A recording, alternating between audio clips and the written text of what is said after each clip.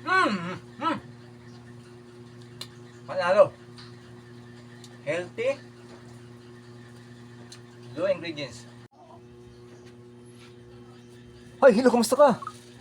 Guys, gagawa tayo ng whole wheat bread pandesal guys, no? Whole wheat. Okay? Dito may lebadura na tayo. Titingnan nyo lang guys ang ating procedure. Yan. Panigurado talaga to na sure 100% na maging mabilis ang ating pag-alsa ng ating lebadura. So, ang ating Dito, whole showcase wheat. mo dito. Yung guys, oh. Oh. Okay? Okay. Sabi dyan. Dito guys, unahin natin. Unahin natin dito ang ating vanilla. Vanilla. Canola oil.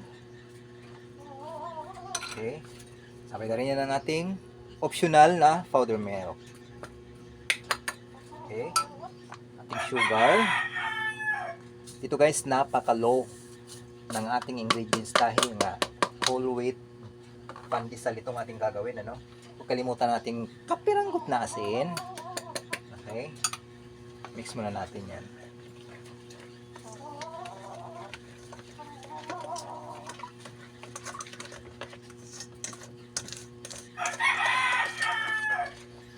Okay?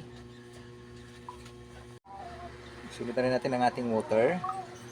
Ang ating water dito ay maglalagay muna tayo ng 300. Okay? 300 lang muna.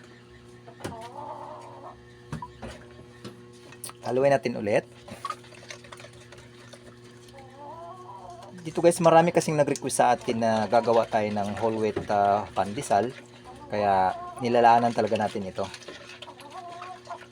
Ito sa all age naman to guys, itong ating gawa, no? Dahil di naman talaga natin masasabi na maraming nakakaalam sa ating whole wheat pandesal.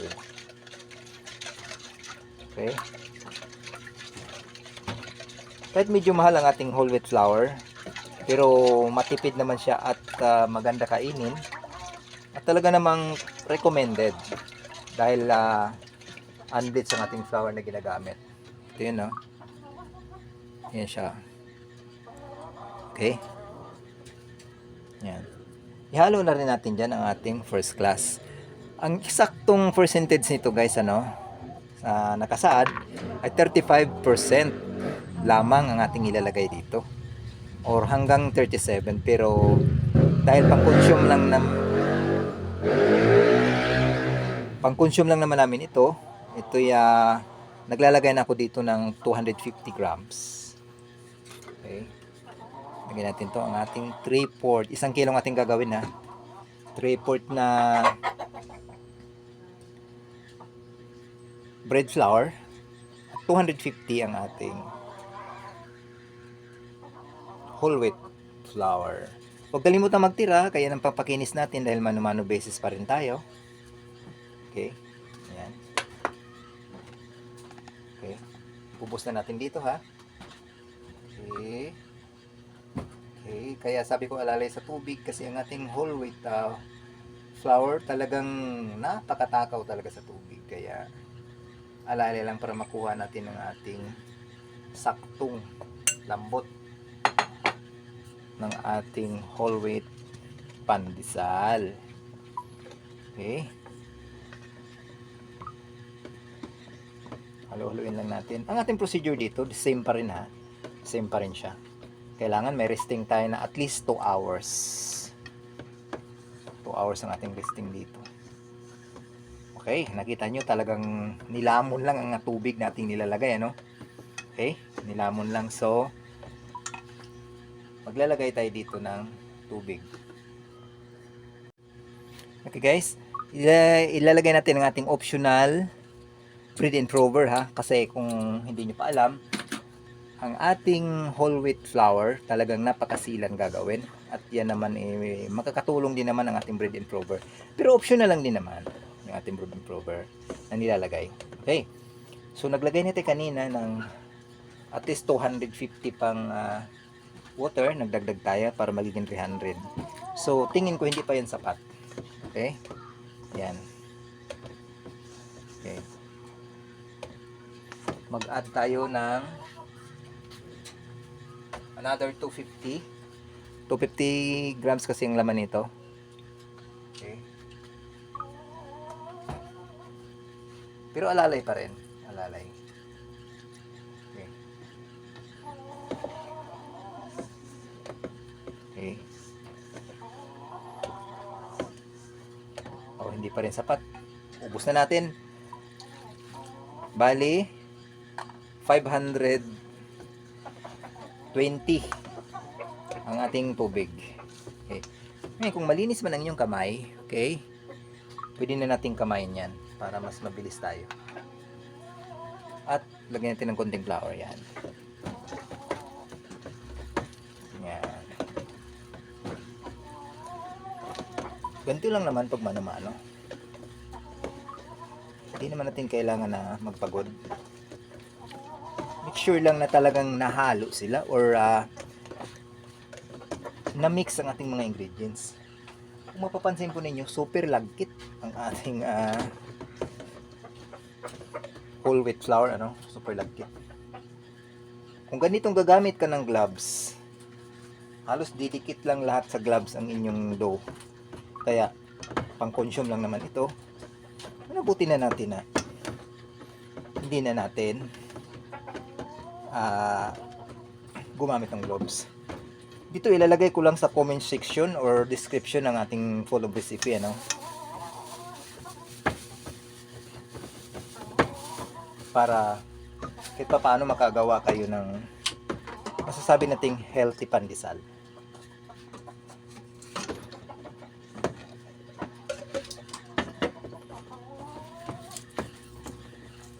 Anong mantika? Okay, dito, kung malinis lang naman ang ating kamay, ayan, gamitan ko na yan ng gloves, tanggalin natin yung hangin para naman magiging siksik at hindi butas-butas ang ating pandesal. Ito guys, napaka-healthy pandesal. First time natin gumawa dito ng brown wheat pandesal. Okay?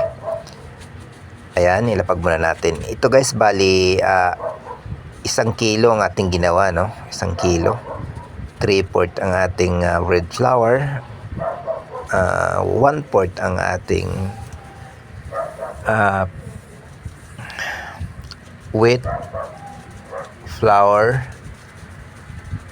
na nilalagay dito ang ating whole wheat flour. Okay? Ayan, challenge accepted ha sa mga hindi gumagamit ng gloves yan o tinatry kong magbasto na may gloves. Okay, yan medyo madikit pero kaya naman. Okay? Yan, titingnan natin kung hanggang saan naaabot ang paggamit natin ng gloves sa ating pagbabaston dito. Ito ha, in fairness, 1 kilo lang ha, 1 kilo. Okay? Ano pa kaya pag mass production ng ating gagawin dito pag naggamit tayo ng gloves? Depende, may mga gloves naman din na kulay itim or kulay blue na talagang makapal. Pero mas lalong mahirap. Okay? Ayan, gumagamit pa rin tayo kasalukuyan ng gloves. Dito guys, madalas din dito humihingi sa atin dito ang mga gaya din sa ating may mga edad na para siguro conscious din sila sa healthy bread. Kaya ito na yung ating recipe, ilagay ko lang dyan ha.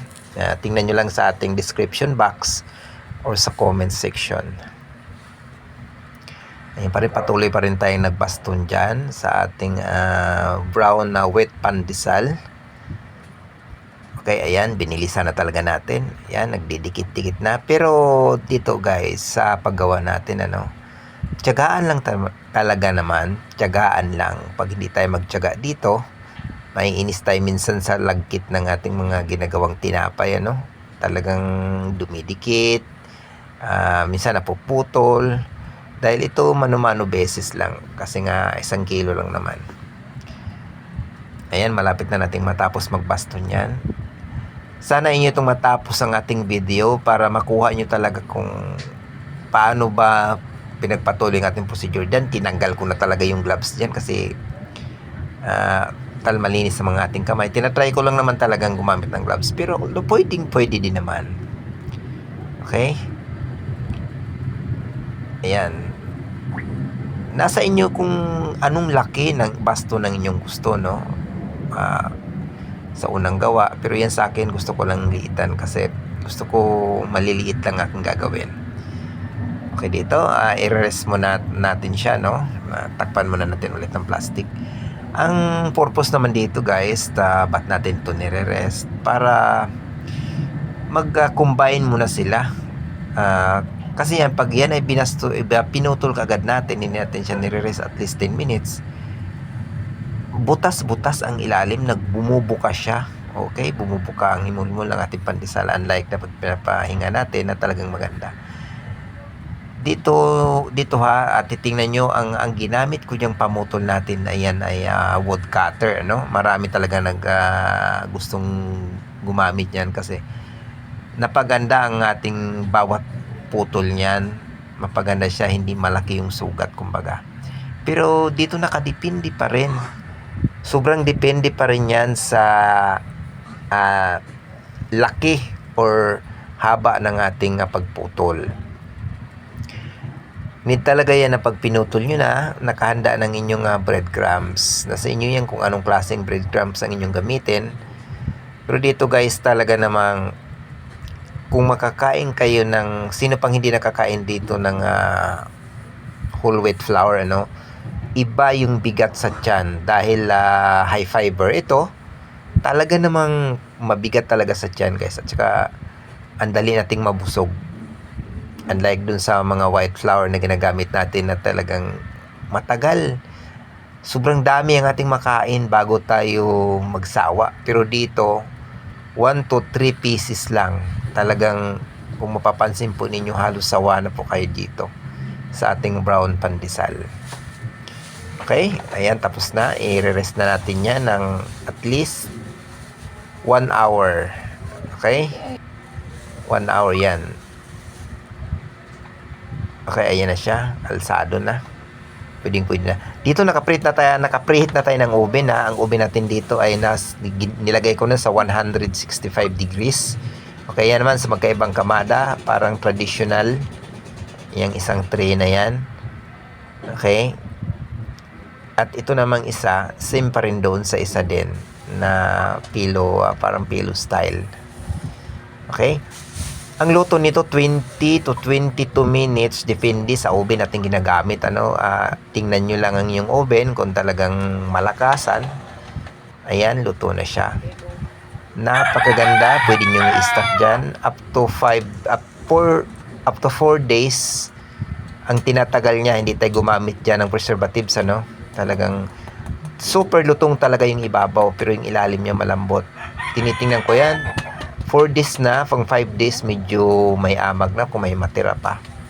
Pero ang pandesal kasi hindi naman natin dapat patagalin pa. Sobrang tagal. 4 days talagang sulit na yan. Okay? Titingnan natin, hinatin natin. Medyo mainit-init pa. Okay? Kakainin natin. Wow! Panalo sa lasa. Dahil yan ay low ingredients lang talaga ang ating brown pandesal. Okay? Happy baking! Low ingredients.